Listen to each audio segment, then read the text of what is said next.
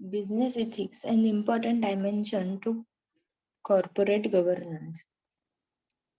As recently as a decade ago, many companies view business ethics only in terms of administrative compliance with legal standards and adherence to internal rules and regulation. Today, the situation is different. Attention to business ethics is on the rise across the world, and many companies realize that in order to succeed, they must earn the respect and confidence of their customer. The expansion of international markets has resulted in invasion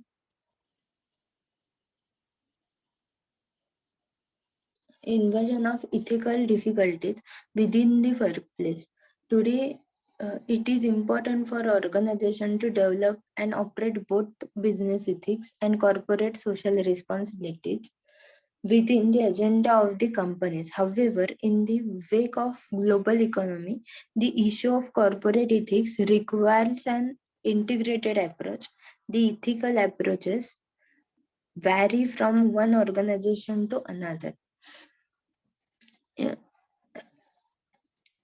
It is the perception about the nature of business uh, and its relationship with society that defines the social responsibility of business, social responsibility, and corporate governance. Both uh, determine what the responsibility of business towards society is, and hence the setting up standards of such responsibility is based on philosophy of business, since it is concerned with the fundamental principle that underline the formation and operation of business enterprise. आता हे आतापर्यंत आपण ज्या terms बघितल्या तर त्याच्यानुसार की business ethics आधी फक्त कशाच्या रिलेटेड कन्सिडर केलं जातं तर ऍडमिनिस्ट्रेटिव्ह किंवा लिगल काही डॉक्युमेंटेशन असेल तर तेवढेच स्टँडर्ड्स जे आहेत तर ते फॉलो केले जायचे. त्याच्यानंतर आता आत्ताच्या सिनारिओ मध्ये कस्टमरना अप्रोच करण्यासाठी, कस्टमरमध्ये ऑर्गनायझेशन बद्दल कॉन्फिडन्स बिल्ड करण्यासाठी, ट्रस्ट बिल्ड करण्यासाठी बिझनेस इथिक्स किंवा इथिकल ऍक्टिव्हिटीज ज्या आहेत तर त्या खूप जास्त इम्पॉर्टंट आहेत. कॉर्पोरेट गव्हर्नन्स इम्पॉर्टंट आहे, कारण त्याच्यावरून त्यांचा कोड ऑफ कंडक्ट किंवा त्या ऑर्गनायझेशनच्या व्हॅल्यू असतील, रोल्स अँड रिस्पॉन्सिबिलिटीज असतील तर त्या कळतात आणि तशा फॉलो केल्या जातात. आता CSR ऍक्टिव्हिटीज आहेत, पण सोसायटीसाठी ग्रॅटिट्यूड म्हणून, म्हणजे आता कंपल्शन आहे त्याचं, पण ऑर्गनायझेशन फॉलो करतायत की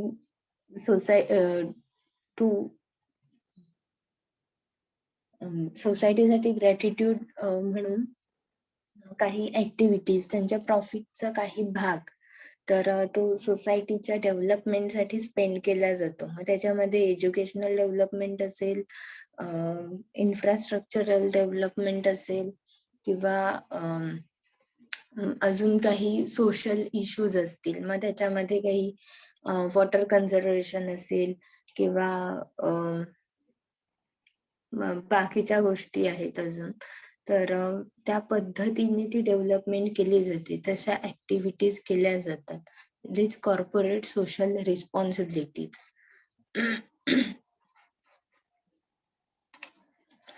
नेक्स्ट आहे paradigm shift. Over a period of the 2 decades since Drucker made his remarks about business ethics, there has been tremendous change in the paradigm, which is the result of 2 shifts. The first shift relates to the philosophy of business.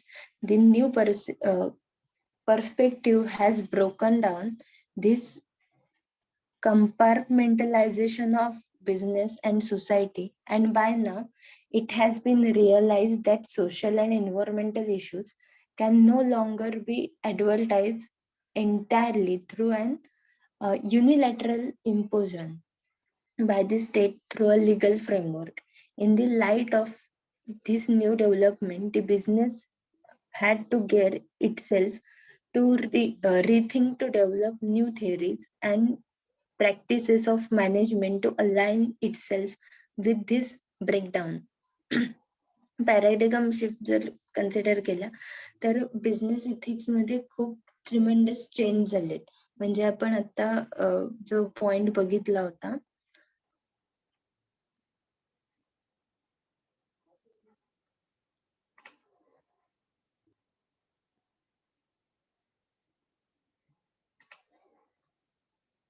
एक minute,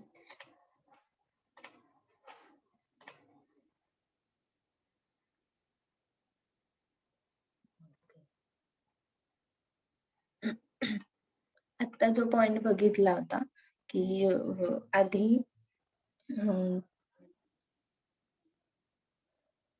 legal issues असतील किंवा administrative compliances आहेत तर त्याच्यामध्येच ethics follow केले जायचे.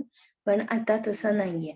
आता new prospect कस्टमरसाठी किंवा सोसायटीमध्ये डेव्हलपमेंट करण्यासाठी, मग त्याच्यासाठी CSR ऍक्टिव्हिटीज आहेत किंवा त्यांचा प्रॉफिट शेअर जो शेअर केला जातो सोसायटल डेव्हलपमेंटसाठी असेल किंवा लीगल एंटिटीज आहेत, त्यांच्या ऑर्गनायझेशनचे जे नॉर्म्स आहेत किंवा लीगल ड्युटीज कशा कम्प्लीट केल्या जातात, तर ह्या सगळ्या गोष्टी ज्या आहेत तर त्या पॅराडिगम शिफ्ट मध्ये आपण अनालाइज करतो, कन्सिडर करतो. नेक्स्ट आहे corporate responsibility of businesses toward society, CSR activities towards society. तर ह्याच्यामध्ये आता ही डायग्राम बघाल तर लक्षात येईल की पहिला आहे shareholder, responsibilities toward shareholder, then other stakeholders, then society in general आणि नॅचरल एन्व्हायरमेंटल. पहिला आहे शेअर होल्डर. शेअर होल्डर कडे रिस्पॉन्सिबिलिटी काय असते? शेअर होल्डर याच्यामध्ये रिस्पॉन्सिबिलिटी मध्ये काय आलाय तर शेअर होल्डर्स जे आहेत तर ते इन्व्हेस्ट करतात मनी इन जेणेकरून काहीतरी रिटर्न्स मिळतील या हेतूने इन्व्हेस्ट करत असतात. ठीक आहे, तर मग ती कंपनीची रिस्पॉन्सिबिलिटी आहे की त्या शेअर होल्डर्सना चांगले रिटर्न किंवा प्रॉफिट मिळवून देणं. त्याच्यानंतर आहे other stakeholders. Other stakeholders मध्ये वेंडर्स आहेत, बँक्स आहेत किंवा अदर फायनान्शियल इन्स्टिट्यूशन्स येतील किंवा कन्झ्युमर सुद्धा आला. आता अदर स्टेक होल्डर्स मध्ये तर वेंडर्स असतील किंवा बँक किंवा फायनान्शियल इन्स्टिट्यूशन्स असतील तर ह्यांचे पेमेंट्स जे आहेत तर ते वेळच्या वेळी झाले पाहिजेत, जसं वेंडर्स किंवा आपले सप्लायर्स जे आहेत. ठीक आहे,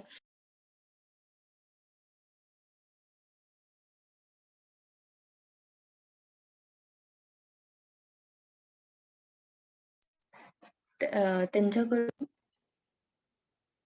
ते लोन घेतलेलं असतं, बिझनेस लोन, तर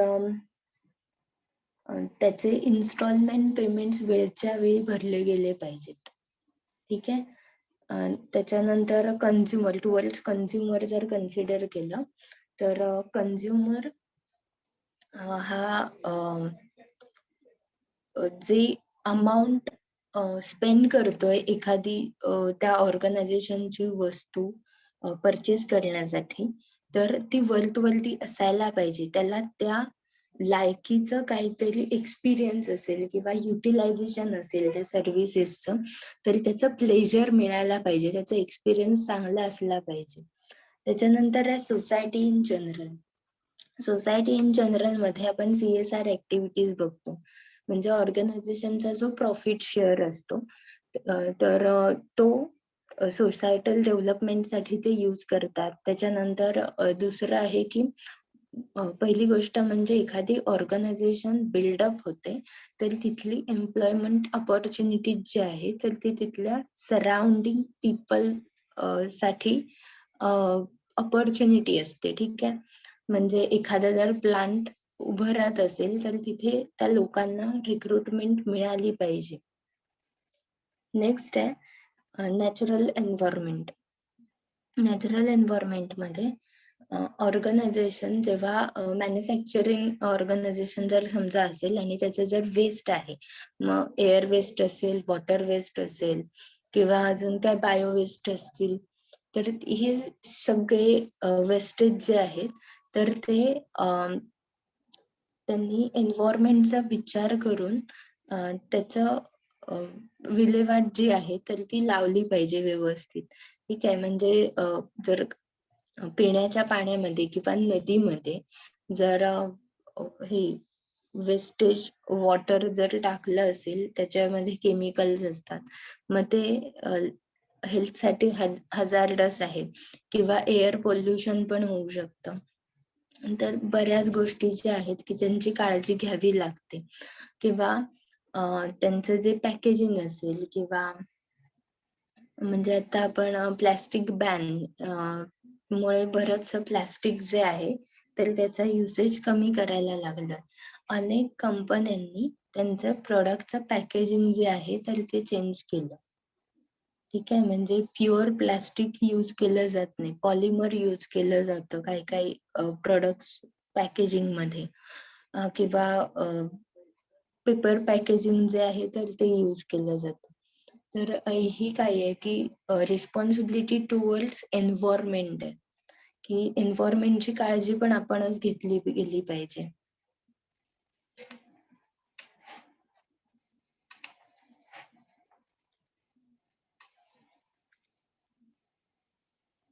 कॉर्पोरेट रिस्पॉन्सिबिलिटी, आता ह्याचे 3 डायमेन्शन्स आहेत. पहिला आहे गुड कॉर्पोरेट गव्हर्नन्स, दुसरा आहे corporate social responsibility, third environmental accountability आणि फोर्थ त्यांनी एक दिलाय की corporate sustainability and sustainability reporting. आता आपण जे पॉइंट बघितले तर गुड कॉर्पोरेट गव्हर्नन्स मध्ये स्ट्रिक्ट इन्स्ट्रक्शन्स असतात डिसिजन मेकिंग साठी किंवा रूल्स अँड रिस्पॉन्सिबिलिटीज साठी. पॉलिसीज असतात तर त्या डिफाईन केलेल्या असतात. त्याच्यावरून त्या ऑर्गनायझेशन मध्ये काम करणारे एम्प्लॉईज जे आहेत तर त्यांचं बिहेवियर असेल, त्यांचा ॲटिट्यूड आहे तर तो डेव्हलप होतो. त्याच्यानंतर आहे कॉर्पोरेट सोशल रिस्पॉन्सिबिलिटी, की ग्रॅटिट्यूड टुवर्ड्स सोसायटी. त्याच्यासाठी जे वर्क केलं जातं की ज्याच्यातून प्रॉफिट अर्निंग हा मोटिव्ह कधीच नसतो, तो सोसायटल डेव्हलपमेंट एवढाच मोटिव्ह असतो. तो एक पॉइंट आहे. त्याच्यानंतर एन्व्हायरमेंटल अकाउंटेबिलिटी आत्ताच आपण डिस्कस केला की पोल्युशन हा फॅक्टर जो आहे किंवा डिग्रेडेबल वेस्ट जे आहे तर ते तयार झालं पाहिजे किंवा वेस्टेज जे आहे तर ते प्रॉपर डिस्पोज झालं पाहिजे. या गोष्टी ह्याच्यामध्ये कन्सिडर केल्या जातात आणि फॉलो केल्या जातात. त्याच्यानंतर कॉर्पोरेट सस्टेनेबिलिटी आणि सस्टेनेबिलिटी रिपोर्टिंग यावरच्या तिन्ही गोष्टी ज्या आहेत की एक कॉर्पोरेट मध्ये सर्व्हाइव्ह होण्यासाठी लागणाऱ्या गोष्टी आणि सर्व्हायव्हल रिपोर्ट जो आहे की ते सस्टेनेबिलिटीचा आपण PLC लाईफ सायकल बघतो की मार्केटमधून प्रोडक्ट एक्झिट होऊ शकतं after certain period of time. पण ते प्रोडक्ट जे आहे तर त्याच्यामध्ये जर इनोव्हेशन क्रिएटिव्हिटी करत गेलं तर ते प्रोडक्ट सर्व्हाइव्ह होतं, सस्टेन होतं. तसंच कॉर्पोरेट गव्हर्नन्स कॉर्पोरेट मध्ये पण असतं की कंपन्या ज्या आहेत तर त्या अपडेटेड राहिल्या पाहिजेत. नेक्स्ट आहे good corporate governance. It is a system of structuring, operating, and controlling a company with a view to achieve long-term strategic goals to satisfy shareholders, creditors, employees, customers, and suppliers, and complying with the legal and regulatory requirements apart from meeting environmental and local community needs. A report of SEBI Committee of SEBI Committee on Corporate Governance defines corporate governance as the acceptance by management of the in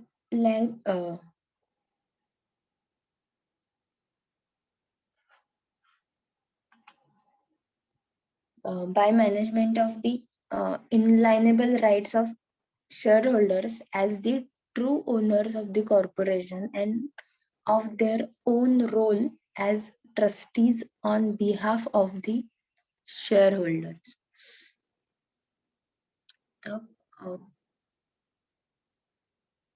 corporate गव्हर्नन्सचं जर आपण consider केलं तर त्याच्यामध्ये एखादी organisation जेव्हा build होत असते तर त्याचं स्ट्रक्चर कसं असायला पाहिजे, मग त्याच्यामध्ये लाईन ऑफ अथॉरिटी, ठीक आहे, की त्याच्यामध्ये लाईन ऑफ अथॉरिटी कशी असेल, व्हर्टिकल असेल, हॉरिझॉन्टल असेल की मिक्स असेल. त्याच्यानंतर आहे ऑपरेटिंग सिस्टीम कशी असेल, त्याच्यामध्ये ऑपरेशन्स कशी केली जातील. ऑपरेशन म्हणजे त्यांचं वर्किंग ऑपरेशन्स जे आहेत, म्हणजे मॅन्युफॅक्चरिंग युनिट बद्दल असेल किंवा वर्किंग स्टाईल जी आहे ती डिफाईन केली जाते. त्याच्यावर मॉनिटरिंग कसं केलं जाईल. मग लिडरशिप जी आहे मॉनिटरिंग करण्यासाठी, मग आपण लिडरशिप स्टाईल मध्ये ऑटोक्रेटिक आणि ब्युरोक्रेटिक लिडरशिप स्टाईल बघतो, तर त्याच्यातली अडॉप्ट केलेली असते किंवा मिक्स स्टाईल अडॉप्ट केली जाते. त्याच्यानंतर लॉंग टर्म स्ट्रॅटेजिक गोल्स काय असतात ऑर्गनायझेशनचे ते प्रॉपरली डिफाईन केले गेले पाहिजेत. मग त्याच्यामध्ये शेअर होल्डर्स आहेत, क्रेडिटर्स आहेत, एम्प्लॉईज आहेत, कस्टमर्स आहेत, सप्लायर्स आहेत, तर यांना फुलफिल केलं गेलं पाहिजे त्यांच्या नीड्स आणि वॉन्ट्स ज्या आहेत त्याच्यातून. म्हणजे शेअर होल्डरला काय हवं असतं तर प्रॉफिट हवं असतं, रिटर्न्स हवे असतात त्यांच्या इन्व्हेस्टमेंटवर चांगले. त्याच्यानंतर क्रेडिटर जे आहेत तर त्यांना इन्स्टॉलमेंट जे आहेत तर ते पेमेंट वेळेवर झाले पाहिजेत, तसंच सप्लायरला पण पेमेंट झालं पाहिजे नीट. एम्प्लॉईज जे आहेत तर त्यांना जॉब सॅटिस्फॅक्शन मिळालं पाहिजे, तसं एन्व्हायरमेंट ऑर्गनायझेशन मध्ये क्रिएट झालं पाहिजे. कस्टमर्सना जर सर्व्हिस बेस्ड ऑर्गनायझेशन असेल तर त्या तिथलं एन्व्हायरमेंट आहे किंवा तिथली ट्रीटमेंट जी आहे तर ती चांगली असायला हवी. किंवा प्रोडक्ट जर ते परचेस करत असतील तर त्या प्रोडक्टची क्वालिटी असेल किंवा ते ज्या पद्धतीचं प्रोडक्ट प्रोव्हाइड करतायत तर ते वरती असायला पाहिजे, की कन्झ्युमर्स अमाऊंट जी स्पेंड करतायत, अमाऊंट टाइम आहे त्यांचा, एफर्ट्स जे आहेत की तेच प्रोडक्ट सिलेक्ट केलं जातं आउट ऑफ अल्टरनेटिव्ह ऑप्शन्स, तर त्याला काहीतरी व्हॅल्यू असायला पाहिजे. सप्लायर्सचं आपण डिस्कस केलं. त्याच्यानंतर की elements of good corporate governance principles include honesty, trust, integrity, openness, performance orientation, responsibility and accountability, mutual respect and commitment to the organization. आता गुड कॉर्पोरेट गव्हर्नन्सचे जर आपण की इलेमेंट्स जर बघितले, काही प्रिन्सिपल्स जर बघितले, तर एकतर ऑनेस्टी, की आपण एम्प्लॉईजच्या बद्दल ऑनेस्टी वगैरे डिस्कस करतो पॉइंट, पण ऑर्गनायझेशनचे जे व्हॅल्यूज आहेत, प्रिन्सिपल्स आहेत तर ते पण ऑनेस्ट असायला हवेत, ते फॉलो केले गेले पाहिजेत. त्याच्यानंतर ट्रस्ट बिल्ड झाला पाहिजे, इंटिग्रिटी अप्रोच असायला हवा, ओपननेस असायला हवा, ट्रान्सपरन्सीज असायला हवेत. एखाद्या म्हणजे त्यांचे जे काही फायनान्शियल असतील किंवा डिसिजन मेकिंग असेल जे, तर ते प्रॉपरली सगळ्यांना माहीत असायला हवं. म्हणजे फ्रॉड्युलंट ऍक्टिव्हिटीज आहेत किंवा परसेप्शन जे आहे तर ते एखाद्या ऑर्गनायझेशन बद्दल होत नाही, ते अवॉइड करता येतं ह्या गोष्टींमुळे, की ट्रान्सपरन्सीज मेंटेन केल्यानंतर. त्याच्यानंतर आहे परफॉर्मन्स ओरिएंटेशन असायला हवं ओपननेस मध्ये. पुन्हा जर फीडबॅक असेल, कंप्लेंट्स आहेत तर त्या पण ऍक्सेप्ट केल्या गेल्या पाहिजेत. त्याच्यानंतर रिस्पॉन्सिबिलिटी अँड अकाउंटेबिलिटी, की ते जे प्रोडक्ट सेल आउट करतायत किंवा सर्व्हिसेस प्रोव्हाइड करतायत तर त्याची पूर्ण रिस्पॉन्सिबिलिटी, त्याच्याने काही डॅमेज झाला किंवा काही प्रॉब्लेम आला तर ते त्यांना रिस्पॉन्सिबल असतात. त्याची पॉझिटिव्ह निगेटिव्ह जे काही इफेक्ट होतील तर ते त्या ऑर्गनायझेशनची रिस्पॉन्सिबिलिटी असते. त्याच्यानंतर mutual respect, commitment to the organisation. Mutual respect असायला हवे ऑर्गनायझेशनचा आणि एम्प्लॉईजचा. एम्प्लॉई वेलफेअर मॅनेजमेंट जी आहे तर ती प्रॉपर असायला हवी. ऑर्गनायझेशनल व्हॅल्यूज जे आहेत तर ते स्ट्रॉंगली बिल्ड केले असतील तर एम्प्लॉईजला पण काम करायला आवडतं त्या ऑर्गनायझेशन मध्ये. तर हे काही की एलिमेंट्स होते कॉर्पोरेट गव्हर्नन्सचे. नेक्स्ट आहे आता काही इश्यूज आहेत. Issues involving corporate governance principle includes. First आहे internal controls and the independence of the entities auditors. Oversight and management of risk, oversight of the preparation of the entity's financial statements, then review of the compensation arrangement for the chief executive officer and the senior executives, the resources made available to directors in carrying out their duties, the way in which individuals are nominated for positions on the board, dividend policies, etc. आता internal किंवा independent control जो आहे तर तो auditors कडे rights असतात किंवा top level management जे डिसिजन घेते तर त्याच्यावर बाकीचे डिसिजन्स जे आहेत तर ते अवलंबून असतात. त्याच्यानंतर रोल्स अँड रिस्पॉन्सिबिलिटीज मध्ये पण इंटरप्शन होऊ शकते. डिव्हिडंड पॉलिसीज ज्या आहेत तर त्या चेंज होऊ शकतात.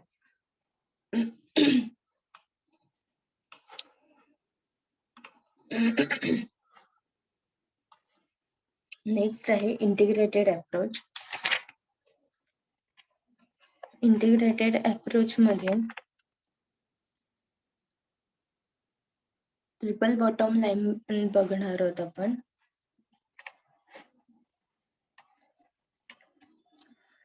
The triple bottom line is made up of social, economic, and environmental, the people, planet, and profit phase. Triple bottom line जी आहे तर ती 3 पॅरामीटरवर तयार केली गेली. सोशल, इकॉनॉमिक अँड एन्व्हायरमेंटल बेसिसवर. आणि त्याच्यातून ट्रिपल बॉटम लाईनचे 3 पॉइंट आहेत, 3 पीज आहेत. पीपल, प्लॅनेट आणि प्रॉफिट. आपण पीपल हा पहिला पॉइंट बघणार आहोत त्यातला आता. People and human capital pertains to fair and beneficial business practices towards labor and community and region in which a corporation conducts its business. A TBL, that is triple bottom line company, conceives a reciprocal social structure in which the well-being of corporate labor and other stakeholders interest are independent. आता people हे जर consider केलं तर human capital आहे ते. ठीक आहे. Human capital शिवाय ऑर्गनायझेशन सर्व्हाइव्ह होईल का तर नाही होणार. कारण कुठलीही ऑर्गनायझेशन बिल्डअप होण्यासाठी तिथे जे एम्प्लॉईज वर्क करतात तर ते त्यांचं ह्युमन कॅपिटल आहे. जसं फायनान्शियल कॅपिटल असतं, त्यांचे एम्प्लॉईज असतील, वर्कर्स असतील, प्रत्येक पर्सन हा त्यांचा कॅपिटल म्हणून कन्सिडर केलं जातं, ह्युमन कॅपिटल. ठीक आहे. तर मग ह्या ह्युमन कॅपिटलसाठी काही वेलबिंग फॅसिलिटीज ज्या आहेत तर त्या प्रोव्हाइड करायला पाहिजेत.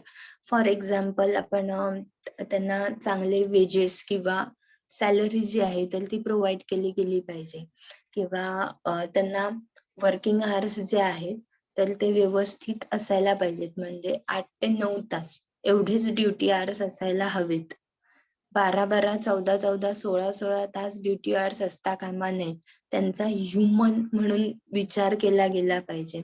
त्यांना तिथे जेवणाच्या वगैरे फॅसिलिटीज प्रोव्हाईड केल्या जातात. मग आता हे आपण लॉ मध्ये बघतो.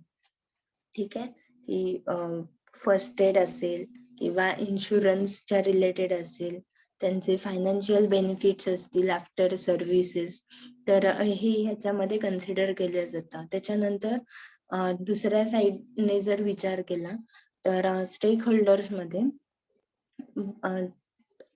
जे इन्व्हेस्टर्स आहेत, त्याच्यानंतर म्हणजे शेअर होल्डर्स वगैरे सगळे आले, कस्टमर आला, सप्लायर आले, तर ही लोक पण आहेत. तर त्यांना काहीतरी रिटर्न मध्ये हवं असतं, की ती जी अमाऊंट स्पेंड करतायत तर त्या अमाऊंटवर त्यांना काहीतरी रिटर्न्स हवे असतात चांगले. तर ते देणं पण गरजेचं आहे. त्यांच्या बाजूने पण विचार केला गेला पाहिजे. कस्टमर असतील तर त्या कस्टमरला वरती प्रॉडक्ट्स जे आहेत, व्हॅल्यू एडेड बेनिफिट्स जे आहेत तर ते मिळाले पाहिजेत. ते जर एवढी अमाऊंट जर स्पेंड करून तुमचे प्रॉडक्ट्स परचेस करत असतील तर.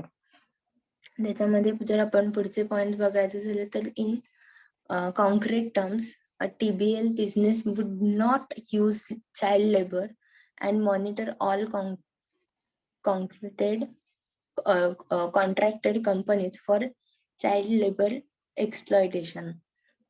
पहिली कंडिशन आहे की चाइल्ड लेबर जे आहे तर ते बॅन आहे. तर मग चाइल्ड लेबर कामावर ठेवायचे नाहीत, किंवा तसं कंपनीत जर असतील तर त्यांच्याशी पार्टनरशिप जी आहे तर ती केली जात नाही, किंवा त्यांच्याशी कुठलाही डील केला जात नाही. कारण त्यांची निगेटिव्ह इमेज तयार झालेली असते. हे आपण बिझनेस इथिक्स मध्ये येत नाही, कारण ते एकतर अगेन्स्ट लॉ आहे आणि मॉरॅलिटीच्या विरुद्ध सुद्धा आहे. नेक्स्ट आहे would pay fair salaries to its worker. आपण मगाशी पॉइंट डिस्कस केला की फेअर सॅलरीज ज्या आहेत तर त्या पे केल्या गेल्या पाहिजेत, कारण त्यांच्यामुळे ऑर्गनायझेशन सस्टेन होत असते, सर्व्हाइव्ह होत असते. नेक्स्ट आहे would maintain safe work environment. Safe work environment provide केलं गेलं पाहिजे. मग त्याच्यामध्ये कुठेही रिस्क असेल, म्हणजे आता समजा कन्स्ट्रक्शन साइट्स असतील तर मग त्यांना त्या पद्धतीचे केअर घेऊन त्यांना तसे इक्विपमेंट असतील किंवा टूल्स असतील तर ते प्रोव्हाइड केले असतात. मग त्याच्यासाठी ते हेल्मेट असेल किंवा गमबूट असतील. सिमेंटमध्ये वगैरे काम करायचं असेल तर त्याच्यासाठी ते त्यांना हँड ग्लोव्ज वगैरे यूज करायला दिले जातात. वेल्डिंगचं काम असेल तर वेल्डिंगसाठी तो गॉगल असतो तर तो दिला जातो. तर ह्या सगळ्या गोष्टी ज्या आहेत तर त्या त्यांच्या सेफ्टीसाठीच्या आहेत. त्याच्यानंतर आहे टॉलरेबल वर्किंग आवर्स. मग अशी जसं म्हटलं की 8 ते 9 तास ड्युटी फेअर इनफ. ह्याच्यावर अजून काम करून घेणं, त्यांना वेठीस लावणं हे चुकीचे प्रॅक्टिसेस आहेत. And would not otherwise exploit a community or it's labour force.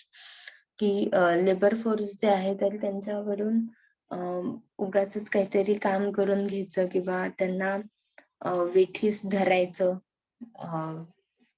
किंवा वर्कर्स असतील किंवा एखादी कम्युनिटी असेल. मग आपण आधीचे जे पद्धती बघायचो की सावकारांकडे जमिनी गहाण पडल्यानंतर मग ते त्या लोकांना वेठीस धरून त्यांच्याकडून काम करून घ्यायचे. ठीक आहे.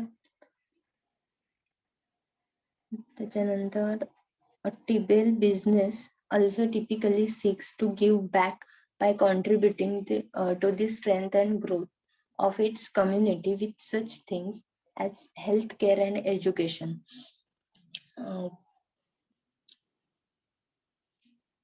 एम्प्लॉईज जे आहेत तर त्यांना हेल्थ केअर आणि एज्युकेशन फॅसिलिटीज ज्या आहेत तर त्या प्रोव्हाइड केल्या पाहिजेत किंवा त्यासाठी बुस्टअप केलं गेलं पाहिजे. हेल्थ केअरसाठी येतं त्यांच्या सेफ्टी अँड सिक्युरिटीची सगळी रिस्पॉन्सिबिलिटी जी आहे तर ती ऑर्गनायझेशनवर असते. मग एखादी मशिनरी ऑपरेट करताना किंवा एखादं केमिकल असेल तर ते यूज करताना त्याच्यासाठी काय काय सेफ्टी प्रिकॉशन्स घेतल्या गेल्या पाहिजेत. तर हे ट्रेनिंग त्यांना प्रोव्हाइड केलं गेलं पाहिजे. त्याबद्दल अवेअर केलं पाहिजे की ते किती डेंजरस असू शकतं.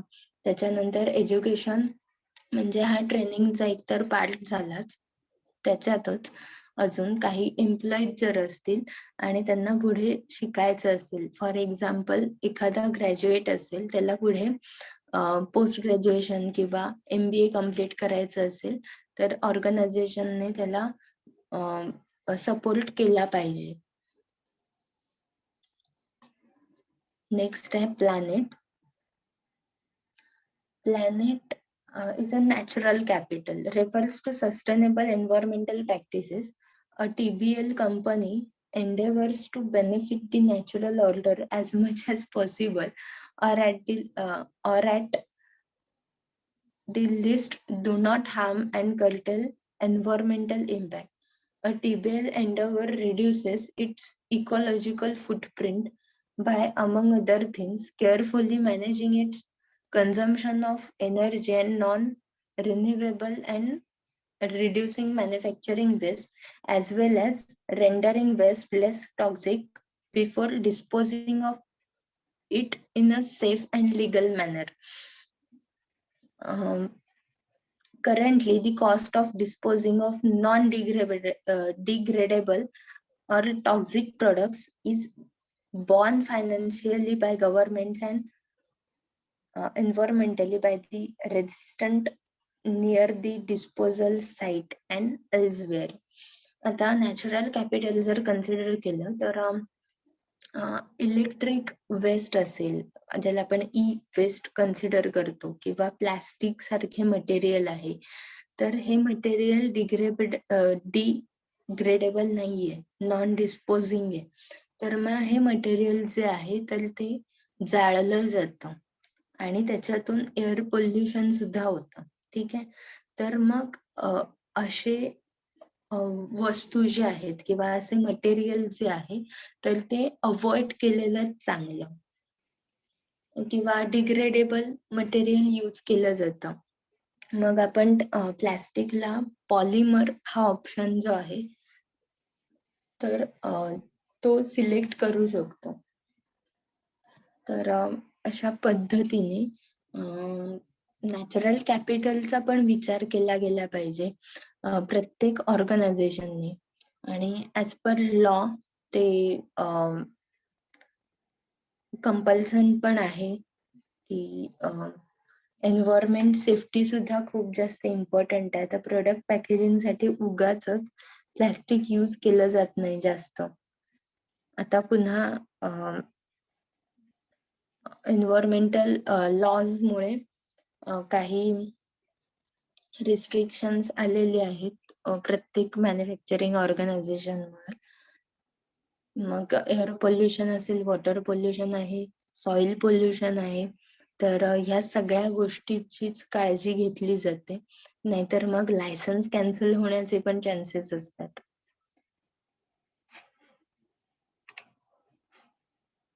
नेक्स्ट आहे profit. Profit is the economic value created by the organization after deducting the cost of all inputs, including the cost of the capital tied up.